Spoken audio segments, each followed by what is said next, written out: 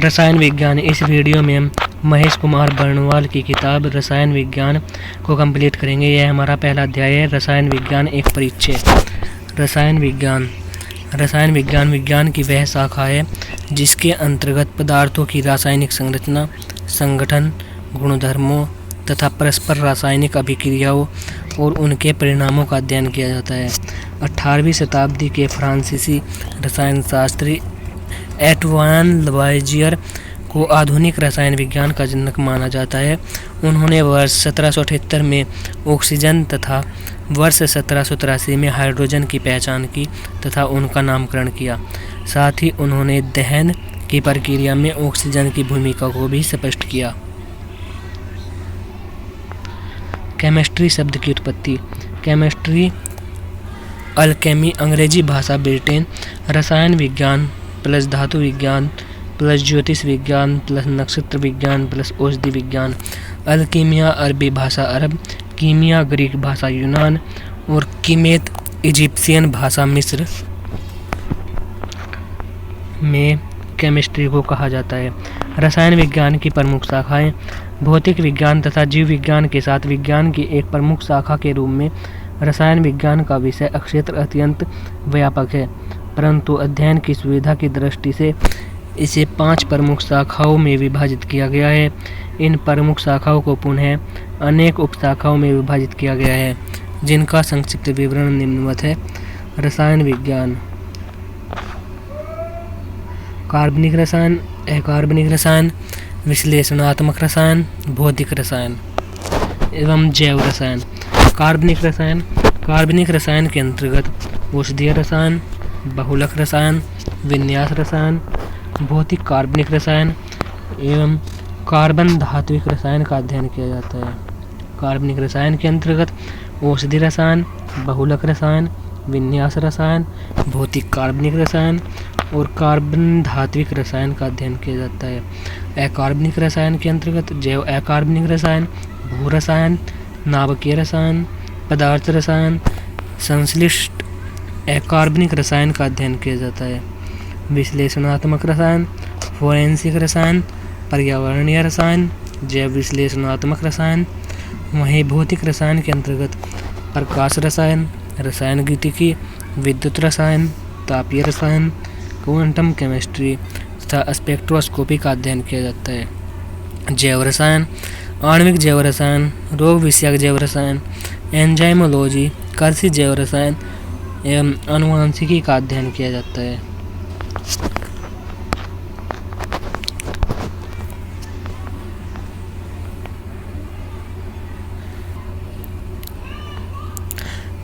कार्बनिक रसायन: इसके अंतर्गत कार्बन एवं हाइड्रोजन से युक्त रासायनिक यौगिकों अथवा उनकी एक दूसरे से अथवा अन्य तत्वों से क्रियाओं का अध्ययन किया जाता है।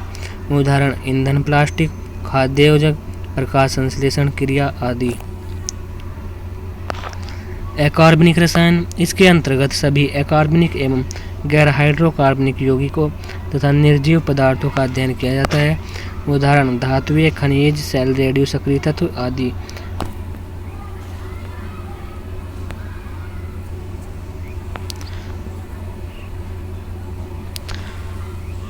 विश्लेषणात्मक रसायन: इसके अंतर्गत किसी पदार्थ में रासायनिक संघटकों की मात्रात्मक एवं गुणात्मक जांच की जाती है।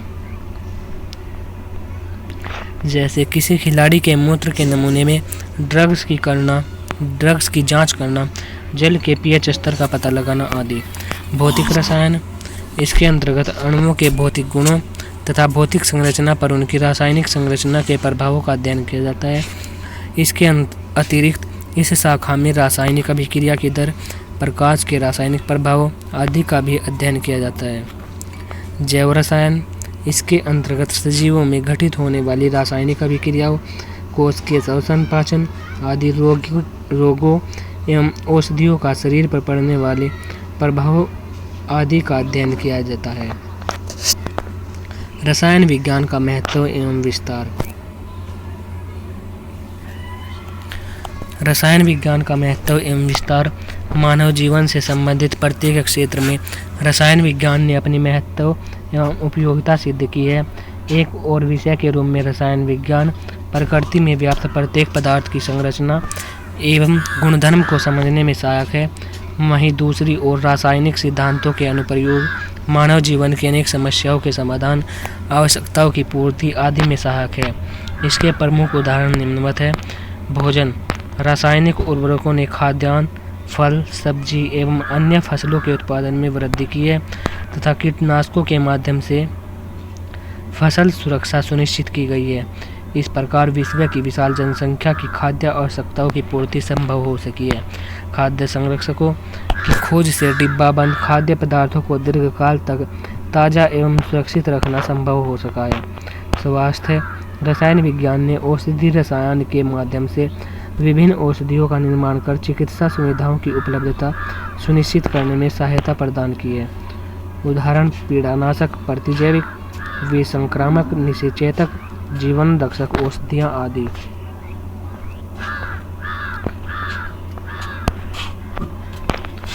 पर्यावरण संरक्षण।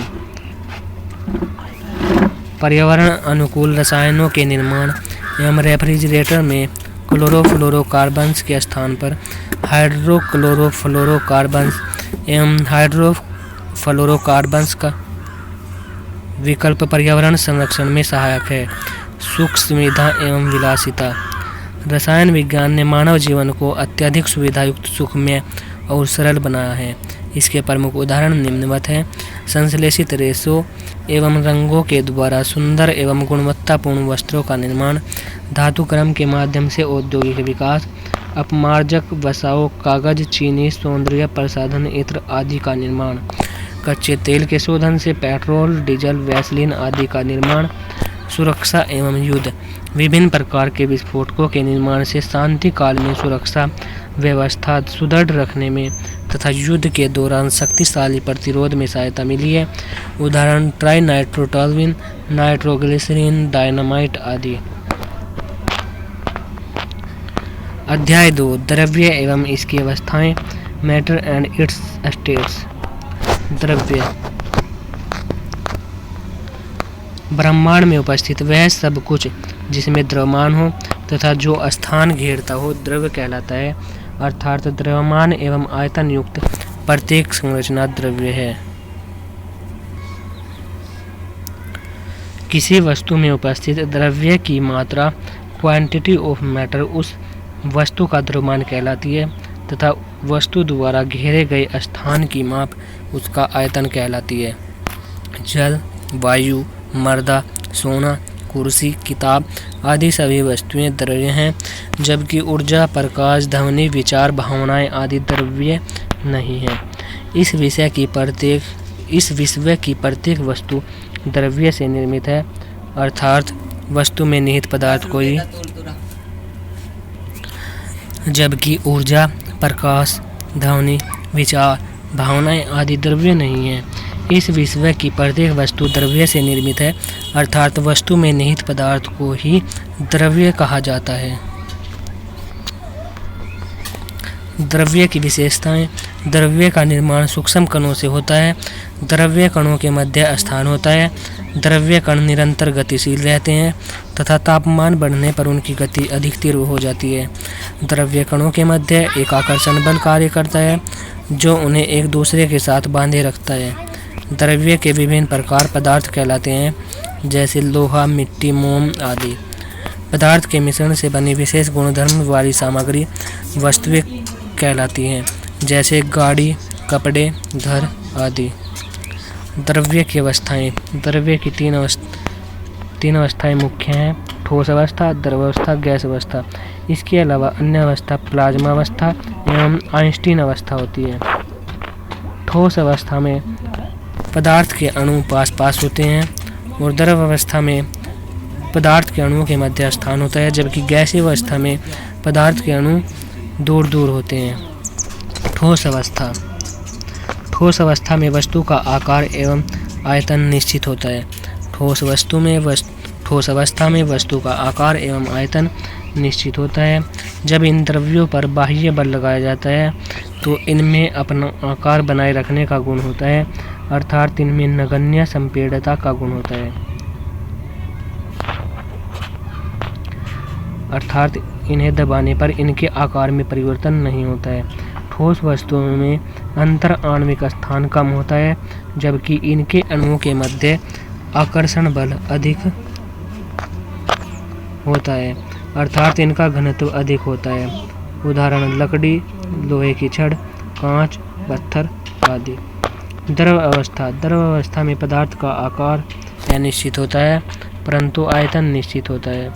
द्रव पदार्थ जिस पात्र में रखे जाते हैं उसी का आकार ग्रहण कर लेते हैं। द्रव में अंतर आणविक स्थान ठोस की अपेक्षा अधिक होता है, जबकि इनके अणुओं के मध्य आकर्षण बल कम होता है, अर्थात द्रवों में ठोसों की अपेक्षा कम घनत्व होता है, जैसे जल, दूध, तेल आदि। गैसीय अवस्था। गैसीय अवस्था में पदार्थों का आकार एवं आयतन दोनों ही अनिश्चित होते हैं। गैसें जिस पात्र में रखी जाती हैं वे उस पात्र का आकार ग्रहण कर लेती हैं। गैसों में अंतर आणविक स्थान बहुत अधिक होता है, इसलिए इनमें उच्च संपीड्यता का गुण पाया जाता है। गैसों के कणों के मध्य आकर्षण बल नगण्य होता है, इसलिए गैसों के अणु तीव्र गति से अनियमित गति करते हैं। उदाहरण oxygen, carbon dioxide, CO2। Plasma अवस्था। प्लाज्मा गैसों की आयनीकृत अवस्था है, जिसमें धनावेशित आयन तथा ऋणावेशित इलेक्ट्रॉनों की संख्या बराबर होती है। प्लाज्मा अवस्था में ऋणावेशित इलेक्ट्रॉन तथा धनावेशित आयनों की संख्या बराबर होती है। प्लाज्मा अवस्था में गैसें विद्युत एवं चुंबकीय क्षेत्र से अत्यधिक प्रभावित होती है। प्लाज्मा अवस्था में गैसें विद्युत एवं चुंबकीय क्षेत्र से अत्यधिक प्रभावित होती है। Bose-Einstein condensate. वर्ष 1920 में भारतीय भौतिक विज्ञानी सत्येंद्र नाथ बोस ने द्रव्य की 5 व्यवस्था के लिए कुछ गणनाएं की, जिसके आधार पर अल्बर्ट आइंस्टीन ने Bose-Einstein condensate (BEC) Bose-Einstein condensate के रूप में द्रव्य की 5वीं अवस्था की भविष्यवाणी की। BEC वह अवस्था है जिसमें किसी गैस को लगभग परम शून्य ताप अथवा -273.15 डिग्री सेल्सियस तक शीतल करने पर परमाणुओं की मुक्त ऊर्जा लगभग समाप्त हो जाती है तथा वे परस्पर संयुग्मित होकर एक परमाणु के रूप में प्रतीत होने लगते हैं। वर्ष 2001 में एरिक ए कॉर्नेल, वोल्फगैंग कैटरले तथा कार्ल ई वीमेन को अक्षारीय अणुओं की सांद्र गैसों में बोस-आइंस्टीन कंडेंसेट अवस्था प्राप्त करने के लिए भौतिकी का नोबेल पुरस्कार प्रदान किया गया।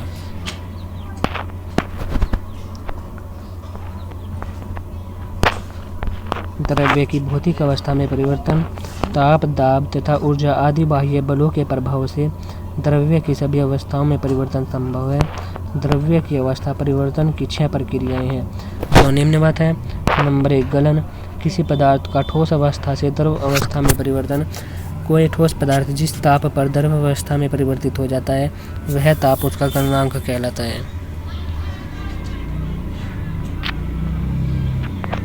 वाष्पीकरण। किसी तत्व या पदार्थ का द्रव अवस्था से गैसीय अवस्था में परिवर्तन। कोई द्रव पदार्थ जिस ताप पर उबलने लगता है अर्थात गैसीय अवस्था में परिवर्तित होने लगता है वह ताप उस द्रव का क्वथनांक कहलाता है। कोई पदार्थ गैसीय अवस्था में परिवर्तित होने लगता है। कोई द्रव या पदार्थ जिस ताप पर उबलने लगता है अर्थात गैसीय अवस्था में परिवर्तित होने लगता है वह ताप उस द्रव का क्वथनांक कहलाता है, बॉइलिंग पॉइंट। संघनन। गैसीय अवस्था से द्रव अवस्था में परिवर्तन। गैसीय अवस्था से द्रव अवस्था में परिवर्तन संघनन कहलाता है। यह वाष्पीकरण की विपरीत प्रक्रिया है। वायु में उपस्थित जलवाष्प का जल बिंदुओं के रूप में परिवर्तित होना संघनन का प्रमुख उदाहरण है। हिमीकरण अथवा जमना। द्रव अवस्था से ठोस अवस्था में परिवर्तन, यह गलन की विपरीत प्रक्रिया है। जल का बर्फ में परिवर्तन अथवा ज्वालामुखी से निकले तरल लावा का ठंडा होकर ठोस चट्टान में परिवर्तन हिमीकरण अथवा जमने का उदाहरण है। ऊर्ध्वपातन। किसी पदार्थ या द्रव्य का ठोस अवस्था से द्रव अवस्था में परिवर्तित हुए बिना सीधे गैसीय अवस्था में परिवर्तित हो जाना ठोस का ऊर्ध्वपातन कहलाता है। ठोस कार्बन डाइऑक्साइड अथवा शुष्क बर्फ का गैस में बदलना एवं कपूर का जलना ऊर्ध्वपातन क्रिया का प्रमुख उदाहरण है। ठोस कार्बन डाइऑक्साइड तथा कपूर, ये दोनों ऊर्ध्वपातन क्रिया के प्रमुख उदाहरण हैं। निक्षेपण, किसी पदार्थ या द्रव्य का गैसीय अवस्था से द्रव अवस्था में परिवर्तित हुए बिना सीधे ठोस अवस्था में परिवर्तित हो जाना। किसी पदार्थ या द्रव्य का गैसीय अवस्था से द्रव अवस्था में परिवर्तित हुए बिना सीधे ठोस अवस्था में परिवर्तित हो जाना निक्षेपण कहलाता है। शीत ऋतु में जल वाष्प का सीधे बर्फ में परिवर्तित हो जाना निक्षेपण का प्रमुख उदाहरण है। द्रव्य की भौतिक अवस्था में परिवर्तन, ऊर्जा मुक्त होती है। सर्वोच्च ऊर्जा स्तर प्लाज्मा, विआयनीकरण, आयनीकरण, ऊर्जा निवेश, गैस संघनन, वाष्पीकरण, निक्षेपण, द्रवहीमीकरण, गलन, ऊर्ध्वपातन, ठोस निम्नतम ऊर्जा स्तर।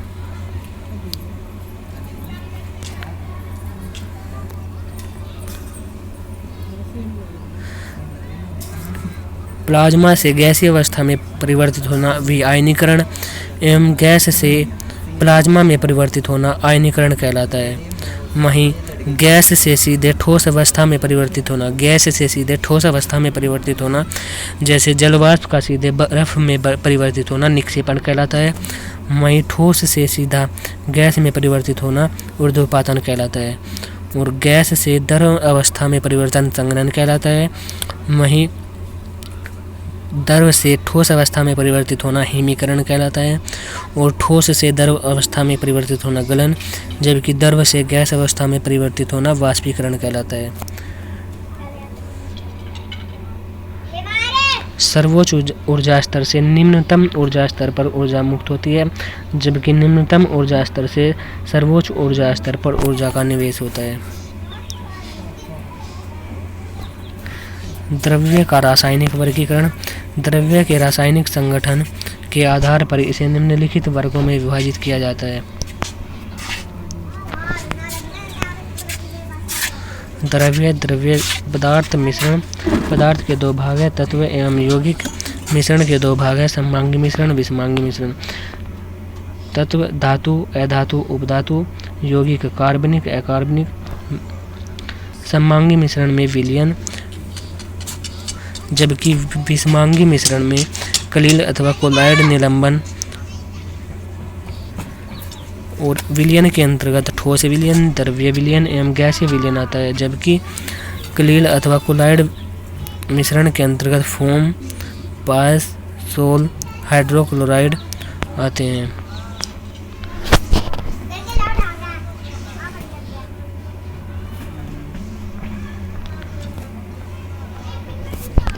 पदार्थ, द्रव्य के शुद्ध रूप को पदार्थ कहते हैं। पदार्थ में सामान्यतः एक निश्चित रासायनिक संगठन तथा विशिष्ट गुणों की उपस्थिति होती है। पदार्थों को रासायनिक तत्व अथवा रासायनिक यौगिक के रूप में वर्गीकृत किया जाता है। तत्व पदार्थ का सरलतम रूप है, अर्थात इन्हें भौतिक अथवा रासायनिक प्रक्रियाओं से और अधिक सरल संगठकों में विभाजित नहीं किया जा सकता है। तत्व एक ही प्रकार के परमाणुओं से निर्मित होते हैं, अर्थात किसी तत्व के प्रत्येक परमाणु का नाभिकीय आवेश समान होता है। उदाहरण ऑक्सीजन, हाइड्रोजन, लोहा, कार्बन, पारा आदि। तत्वों को सामान्यतः धातु, अधातु तथा उपधातु में वर्गीकृत किया जाता है। अब तक 118 तत्व ज्ञात किए जा चुके हैं, जिनमें से 94 तत्व प्राकृतिक रूप से पाए जाते हैं, जबकि शेष 24 तत्व वैज्ञानिकों द्वारा प्रयोगशाला में संश्लेषित किए गए हैं।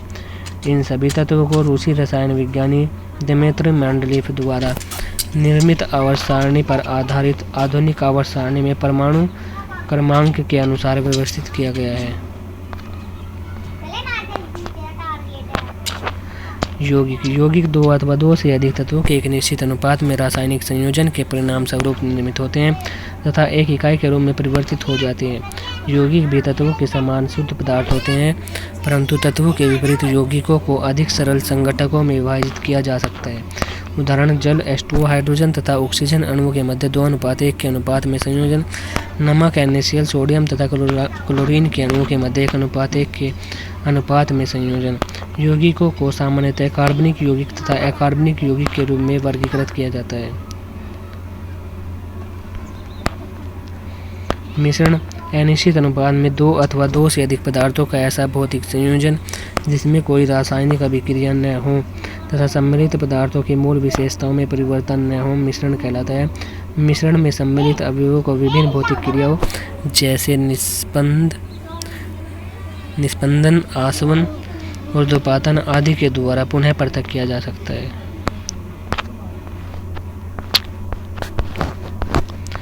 मिश्रण में सम्मिलित पदार्थों की प्रकृति के अनुसार मिश्रण के दो प्रकार होते हैं, सममांगी मिश्रण तथा विषमांगी मिश्रण। सममांगी मिश्रण दो या दो से अधिक पदार्थों का ऐसा मिश्रण जिसमें सर्वत्र अर्थात मिश्रण के प्रत्येक भाग में सम्मिलित पदार्थों का संगठन एक समान होता है, सममांगी मिश्रण कहलाता है। इसलिए सममांगी मिश्रण को वास्तविक विलयन भी कहा जाता है। उदाहरण जल एवं चीनी का मिश्रण, जल एवं नमक का मिश्रण आदि। विलयन दो या दो से अधिक पदार्थों का सममांगी मिश्रण विलयन कहलाता है।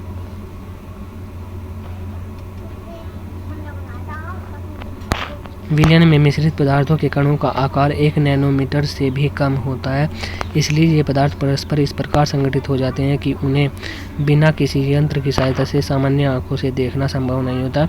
विलयन के अवयवों को पृथक्करण की किसी यांत्रिक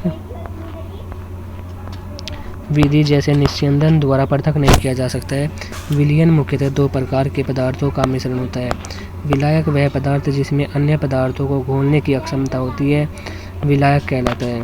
किसी विलयन में सर्वाधिक मात्रा विलायक की होती है और विलयन के अन्य पदार्थ इसी में घुले होते हैं।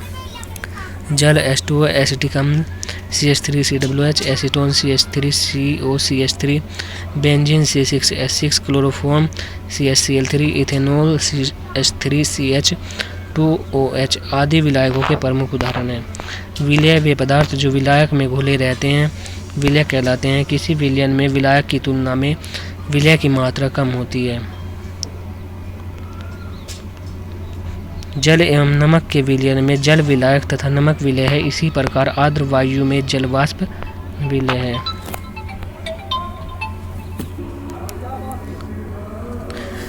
विलयन के प्रकार। विलयन के 3 प्रकार है, ठोस विलयन, द्रव्य विलयन, गैसीय विलयन। यदि किसी विलयन में प्रयुक्त विलायक ठोस पदार्थ है तो इसे ठोस विलयन कहा जाता है। ठोस विलयन में ठोस, द्रव तथा गैस विलय घोले जा सकते हैं।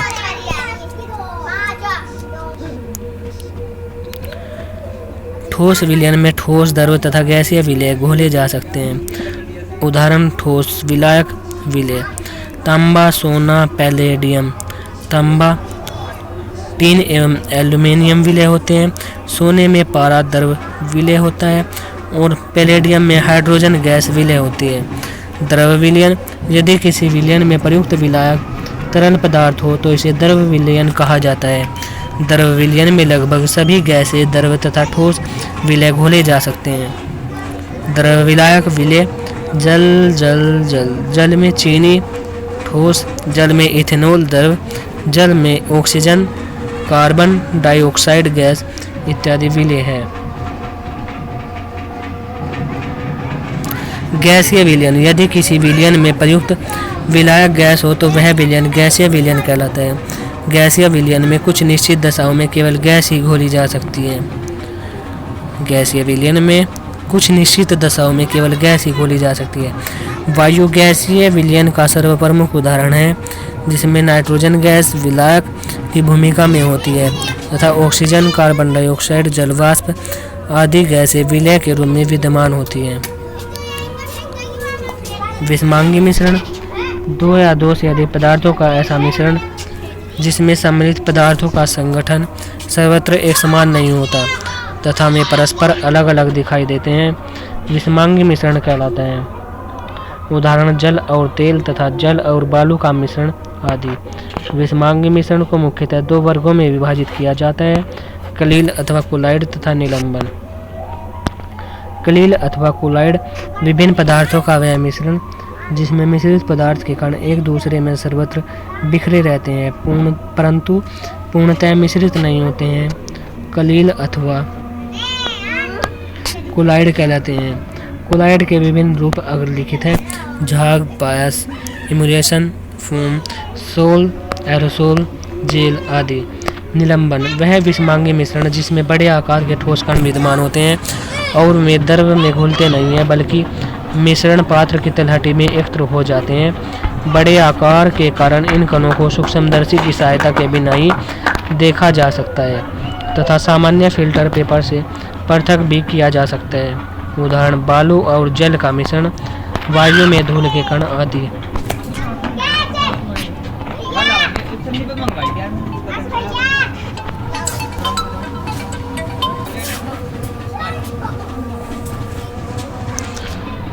निलंबन वह विषमांगी मिश्रण है जिसमें बड़े आकार के ठोस कण विद्यमान होते हैं और वे द्रव में घुलते नहीं हैं बल्कि मिश्रण पात्र की तलहटी में एकत्र हो जाते हैं। बड़े आकार के कारण इन कणों को सूक्ष्मदर्शी की सहायता के बिना ही देखा जा सकता है तथा सामान्य फिल्टर पेपर से पृथक भी किया जा सकता है।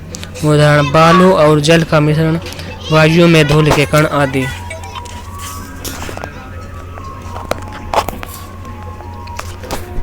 विलयता किसी एक यौगिक की किसी अन्य यौगिक में घुलने की अक्षमता उस यौगिक की विलयता कहलाती है। जब एक द्रव किसी अन्य द्रव में पूर्णतः घुलने का गुण रखता है तो उसे मिश्रणीय कहा जाता है। इसके विपरीत जब दो पदार्थ परस्पर मिलकर किसी विलयन का निर्माण नहीं कर सकते तो उन्हें अमिश्रणीय कहा जाता है। विलयन की सांद्रता किसी विलयन में विलयन की कुल मात्रा तथा उसमें मिश्रित विलय की कुल मात्रा का अनुपात उस विलयन की सांद्रता कहलाती है। दूसरे शब्दों में किसी विलयन की प्रति इकाई मात्रा में उपस्थित विलय की मात्रा को विलयन की सांद्रता कहते हैं। विलयन की सांद्रता बराबर विलय की मात्रा बटे विलयन की मात्रा। दो विलयनों के सापेक्ष जिसमें विलय की मात्रा अधिक हो वह सांद्र विलयन तथा जिसमें विलय की मात्रा कम हो वह तनु विलयन कहलाता है। सांद्र विलयन एवं तनु विलयन। दो विलयनों के सापेक्ष जिसमें विलय की मात्रा अधिक हो वह सांद्र विलयन तथा जिसमें विलय की मात्रा कम हो वह तनु विलयन कहलाता है। विलय की मात्रा कम तो तनु विलयन। संतृप्त विलयन किसी निश्चित ताप पर जब विलयन में और अधिक विलय घोलना संभव न हो तो उसे संतृप्त विलयन कहते हैं। संतृप्त विलयन में विलय की अधिकतम संभव मात्रा उपस्थित होती है। असंतृप्त विलयन जब तक विलयन में अधिक विलय घोलना संभव हो वह विलयन असंतृप्त विलयन कहलाता है। यह विलयन के संतृप्त होने के पहले की स्थिति है।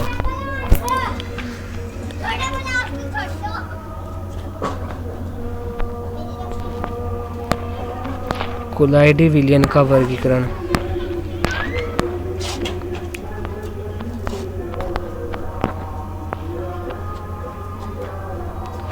फोम या झाग, प्रक्षिप्त अवस्था गैस, प्रक्षेपण माध्यम द्रव।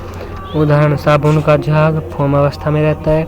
शेविंग क्रीम, सोडा वाटर ये सभी झाग अवस्था के उदाहरण हैं। सॉलिड फोम ठोस झाग।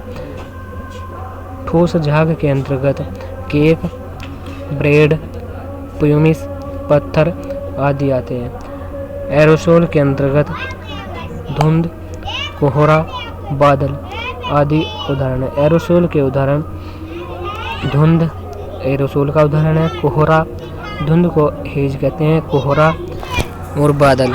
वहीं इमल्सन पायस के अंतर्गत दूध, क्रीम, मक्खन, जल में तेल आदि। जेल जेल के अंतर्गत दही, चीज, पनीर, जेली, जूतों की पॉलिश आदि आते हैं।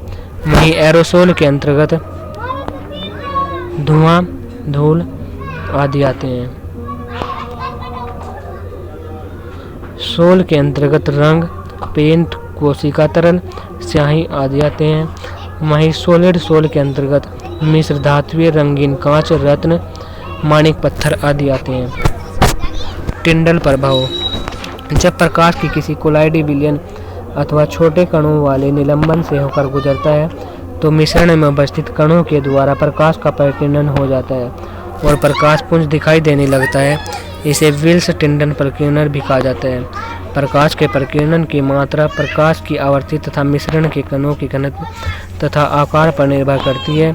नीले प्रकाश की आवृत्ति अधिक होने के कारण यह सबसे अधिक परिकीर्णित होता है, जबकि सबसे कम आवृत्ति वाला लाल प्रकाश सबसे कम परिकीर्णित होता है।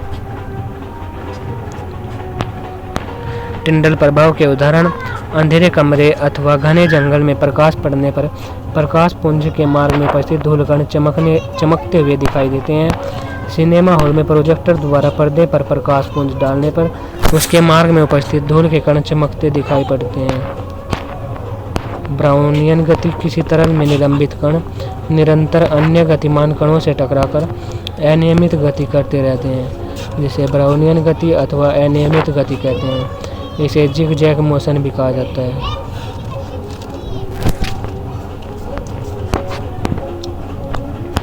मिश्रण तथा यौगिक में अंतर। मिश्रण में इसके संघटक पदार्थों को भौतिक विधियों जैसे निस्यंदन, वाष्पन, ऊर्ध्वपातन आदि के द्वारा पृथक किया जा सकता है। वहीं यौगिक किसी यौगिक से इसके अवयवों को भौतिक विधियों द्वारा पृथक नहीं किया जा सकता है। मिश्रण में इसके संघटक पदार्थों के सभी गुण पाए जाते हैं। यौगिक के गुण इसके संघटक तत्वों से भिन्न होते हैं। मिश्रण के निर्माण में ऊर्जा, ऊष्मा, प्रकाश इत्यादि के रूप में न तो शोषित होती है और न ही मुक्त होती है, जबकि यौगिक के निर्माण में प्राय ऊर्जा, ऊष्मा, प्रकाश इत्यादि या तो शोषित होती है या मुक्त होती है। मिश्रण का संगठन अनिश्चित होता है, अर्थात इसमें सम्मिलित अवयव किसी भी अनुपात में हो सकते हैं। यौगिक का संगठन निश्चित होता है। यौगिक में सम्मिलित तत्व द्रव्यमान के एक निश्चित अनुपात में होते हैं। मिश्रण का गलनांक, क्वथनांक एवं घनत्व आदि निश्चित नहीं होता है। यौगिक का गलनांक, क्वथनांक एवं घनत्व निश्चित होता है। विलयन यदि सममांग मिश्रण है को छोड़कर शेष सभी मिश्रण प्राय विषमांग होते हैं। सभी यौगिक सममांग होते हैं। मिश्रण में दो या दो से अधिक प्रकार के अणु हो सकते हैं। यौगिक में एक ही प्रकार के अणु होते हैं। मिश्रण का कोई निश्चित रासायनिक सूत्र नहीं होता है। यौगिक का एक निश्चित रासायनिक सूत्र होता है।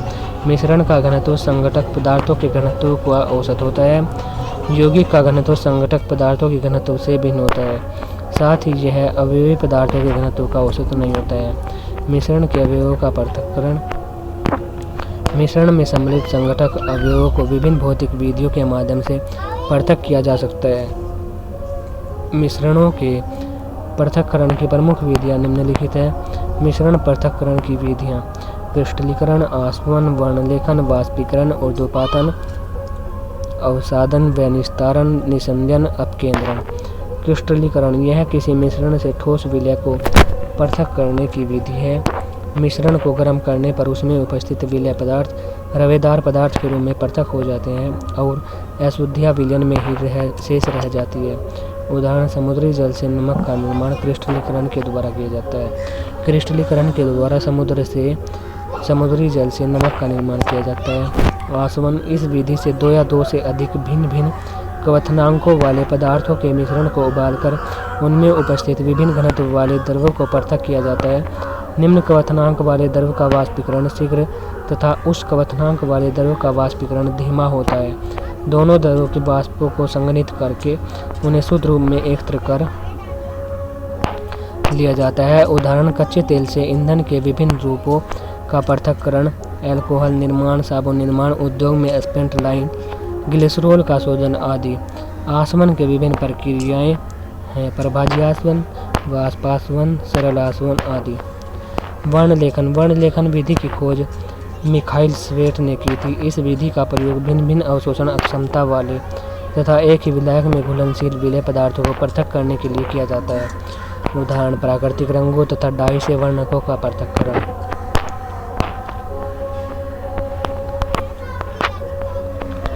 वाष्पीकरण इस विधि से किसी द्रव विलयन में घुलित ठोस विलय को पृथक किया जाता है। द्रव विलयन को गर्म करने पर उसमें उपस्थित द्रव विलायक का वाष्पीकरण हो जाता है तथा ठोस पदार्थ नीचे बैठ जाता है। ऊर्ध्वपातन इस विधि से किसी मिश्रण से उन पदार्थों का पृथक्करण किया जाता है जो गर्म करने पर बिना द्रव अवस्था में परिवर्तित हुए सीधे गैसीय अवस्था में परिवर्तित हो जाते हैं। इस प्रक्रिया से प्राप्त वाष्प को शीतल करके ठोस रूप में शुद्ध पदार्थ प्राप्त कर लिया जाता है। उदाहरण: कपूर, शुष्क बर्फ, आयोडीन, नेफ्थलीन आदि का पृथक्करण। अवसादन एवं निस्तारण विधियों का प्रयोग भिन्न भिन्न घनत्व वाले पदार्थों को पृथक करने के लिए किया जाता है। जब किसी द्रव मिश्रण को कुछ समय के लिए स्थिर छोड़ दिया जाता है तो मिश्रण के अघुलनशील पदार्थ बर्तन की तली पर एकत्र हो जाते हैं। यह प्रक्रिया अवसादन कहलाती है तथा ऊपरी द्रव को पृथक कर लेना निस्तारण कहलाता है। उदाहरण तेल व जल के मिश्रण से दोनों को पृथक करना, धातु शोधन के द्वारा।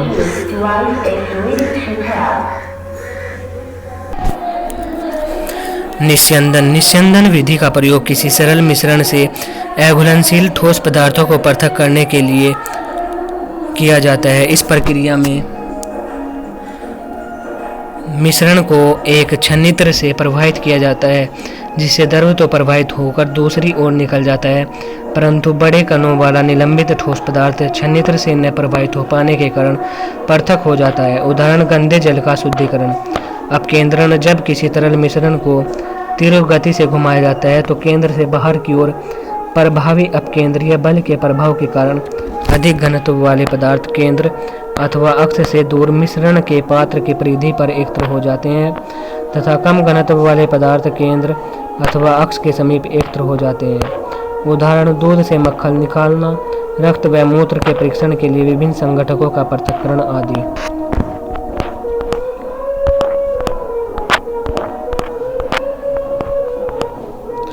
पायस एक कोलाइडी होता है, द्रव में द्रव का। पायस एक कोलाइडी है, द्रव में द्रव का, जैसे दूध। दूध किस प्रकार का मिश्रण है? पायस। निम्नलिखित द्रव में कौन सा ऊष्मा का बहुत अच्छा चालक है? पारा ऊष्मा का बहुत अच्छा चालक है।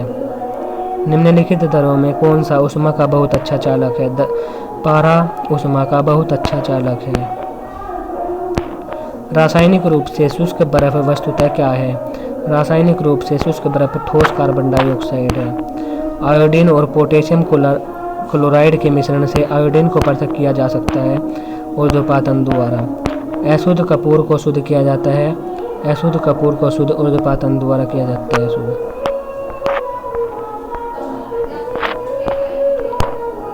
पेट्रोल से लगी आग को बुझाने में जल प्रभावी नहीं होता है, क्योंकि जल एवं पेट्रोल अघुलनशील हैं और पेट्रोल जल पर ऊपरी परत बनाता है, अतः जलता रहता है। निलंबन कणों का आकार 10⁻⁵ से 10⁻⁷ सेंटीमीटर के मध्य होता है। किसी विलयन में विलयन की कुल मात्रा तथा उसमें मिश्रित विलय की कुल मात्रा का अनुपात कहलाता है विलयन की सांद्रता। दूध से मक्खन निकालने के लिए किस विधि का प्रयोग किया जाता है? दूध से मक्खन निकालने के लिए अपकेंद्रण विधि का प्रयोग किया जाता है। दूध से मक्खन निकालने के लिए अपकेंद्रण विधि का प्रयोग किया जाता है। इस वीडियो में हमने अध्याय 1 और अध्याय 2 को कंप्लीट किया है। अगली वीडियो में हम अध्याय 3 द्रव्य की परमाणु संरचना को कंप्लीट करेंगे।